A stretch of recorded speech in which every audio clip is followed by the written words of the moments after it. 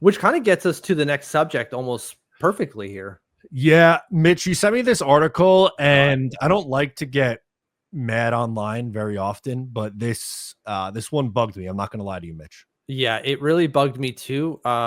It's a projection piece. They're projecting the standings and Stanley Cup winner in 5 years. So where everyone is going to be by 2030, and they have this like approach, and I get it.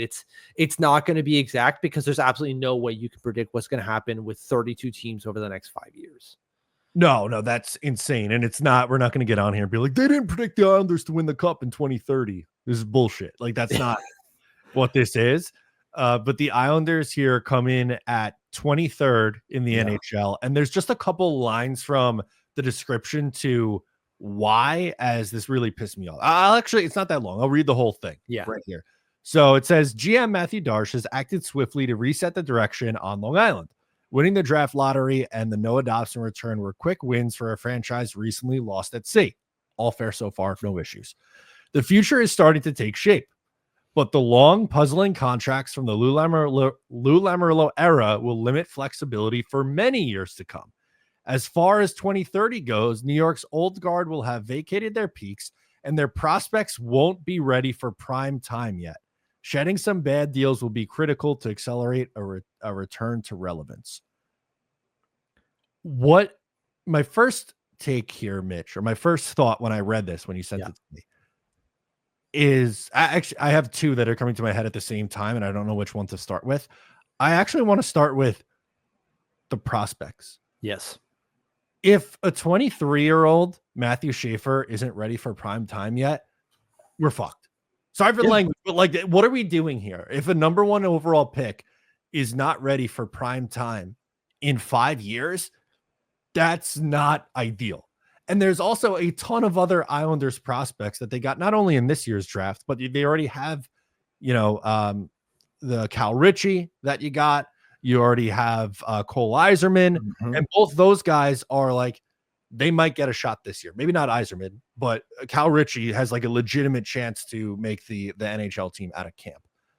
And I'm not saying, like, obviously not every single prospect the Islanders have in the pool right now is going to hit, but even if half of them hit, how could that be the line that you're going to use? Yeah. To me, it's that they're not going to be ready for prime time in 5 years. You mentioned Schaefer. By 23, he should be in the league for 3 years minimum. At least. He's not even 18 yet, right? He didn't turn 18 yet. I think he turns later this month. September, I believe. Right? Like, he's not even 18 years old yet. And you're like, 5 years, 2030. What are we freaking talking about? He's going to be 22 years old by then. What are we doing here? He's going to be ready for the NHL. He's going to have time. Richie, as you said, is 20 years old. He'll be 25. Then. Right. Add 5 to all these guys' names. Or he's going to be in his prime at that point.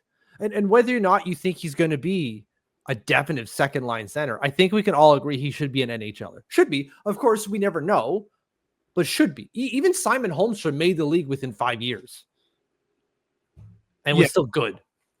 So Yzerman is how old right now? 20? I believe 19 or he would be 20. So Richie would be like 21 years old. Right? Because Yzerman is 2 years post-draft. Yes. So depending on when his birthday is, he should be around 20 years old.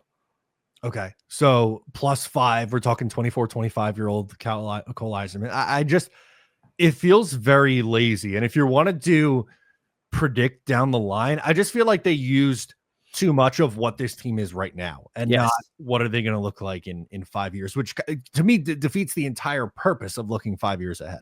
100%. They looked at like, what's it look like now? Who's going to still be on this team based off their contracts, which of course they have to do, because again, you never know. You can't like, oh, this guy's definitely going to be traded, this, whatever.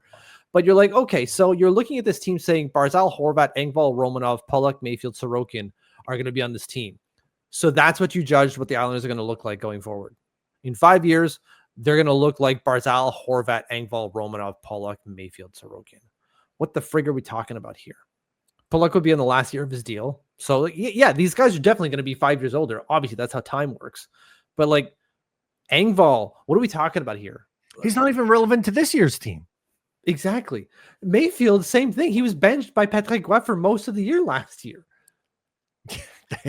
That is nuts, and that kind of gets us to the Lou Lamoriello contracts, which there are still some that are going to be on Yeah. the books. Like technically, yes, Engvall and Mayfield are still there. Sure. Peugeot's coming off. Yeah. Lee is coming off. Sezikis will be off by then. Pelech. Pelech will be off by then. Druin and Duclair, like there's going to be a lot of change in 5 years, and like Sorokin's going to be in his mid 30s. Barzal be in his early to mid 30s at that point. Same with Horvat. Like again, it feels like the narrative that's been going on for the Islanders the last like 3-4 years or so. It's like, oh, they're too old, too slow. In 5 years, it's still, oh, they're too old, too slow. Too many long-term deals. Yeah, exactly. And I don't get like, because I believe Chicago ends up pretty high up. And I'm going, in what frigging world are you like, Chicago is going to be so good? What have they shown you? Like, Chicago's in the top 4. They finished 4th. Chicago does. Are they not in the same goddamn situation? Except that they don't have anyone at all. They've got Connor Bedard and a couple hopes and dreams, which is fine. Like, if you think Frank Nazar is going to be fantastic, okay, cool. What has he shown you right now to prove that, whereas someone like Matthew Schaefer has not?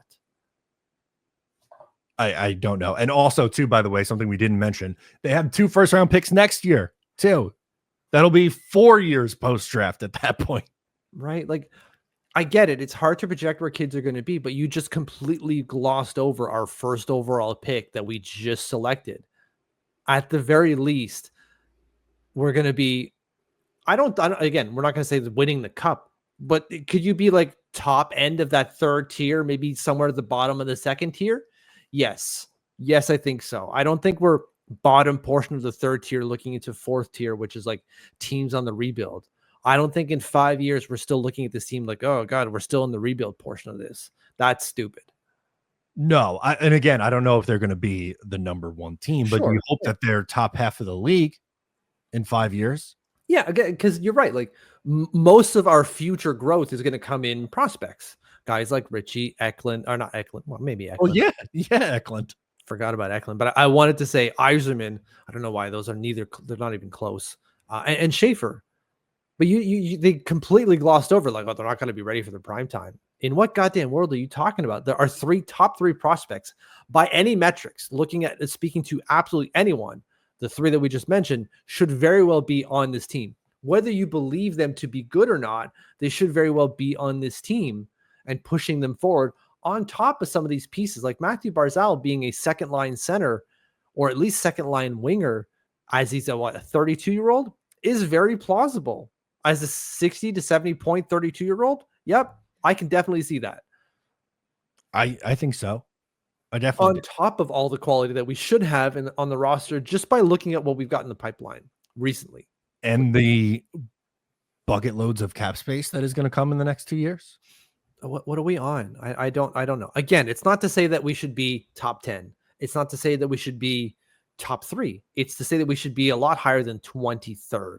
We should not be in 5 years a question mark. It really just seems that they looked at the current contracts, where they're going to be, what current contracts are going to be still in the books, and then made their decision on what that team looks like, which is really dumb.